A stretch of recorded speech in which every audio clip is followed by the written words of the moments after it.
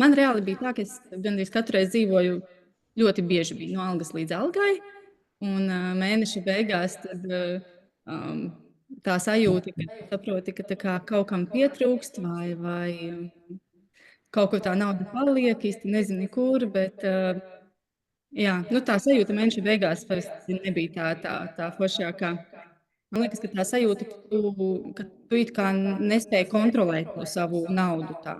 Kaut arī es pirms tam biju arī Excel failu veidojusi un likusi pa kategorijām, lai saprastu, kur man cik aiziet, kurā kategorijā nauda. Bet tik un tā tādu gala rezultātu es no tā neieguvu. Un tagad tā domājot, tas iespējams sevī tāpēc, ka es tā kā konstatēju situāciju pēc tam, kāda man ir bijusi, bet kā rīkoties, lai es līdz tai situācijai nenonāktu. Man tā kā īsti nebija tam resursu saprašanas, īsto rīku iespējams. Un jā, tas, ka mēs kaut kā tāda kopīga sajūta noteikti ir lielāka, man liekas. Vairāk tāds komandas darbs. Jā, mēs redzam tādu kopējo vīziju, ko mēs ejam un ko mēs gribam, kā mēs gribam dzīvot. Tagad jau gan liekas, tik daudz laika pagājis, un liekas, bet kā es iepriekš dzīvoju? Tā. Tā sajūta ir tāda, jā, daudz stabilāka, drošāka, mierīgāka, jo es redzu, ka cik man katrā kontā, kam ir nauda, un es tā kā kaut kā, galvenokārt sajūta ir par to, ka es to kontrolēju tagad. Tā. Un es un tās viss ir par manām izvēlēm.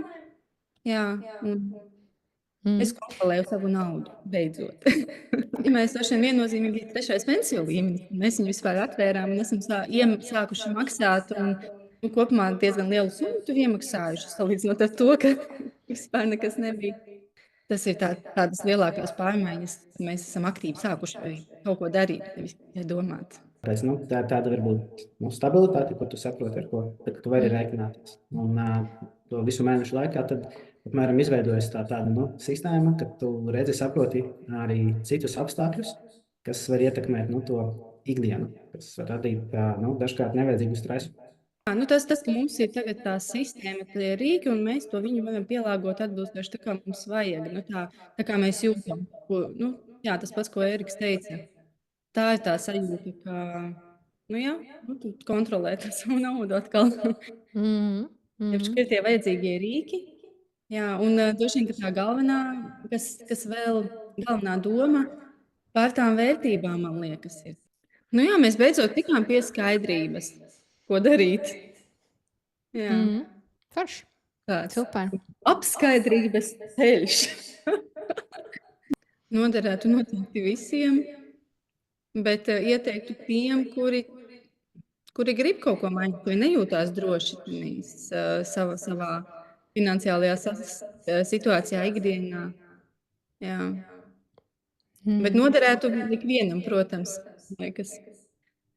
Jā, tas varbūt noderētu ne tikai tiem, kas jūtas nedroši, bet arī kuri varbūt tādā kā komforta zonā, lai redzētu kādu citu šķautni, lai paskatītos uz lietām no citas skatu punkta tajā brīdī, kad liekas, ka tu varbūt zini visu. Jo, arī šis varētu būt labs pavērsiens kādam cilvēkam vai pārim.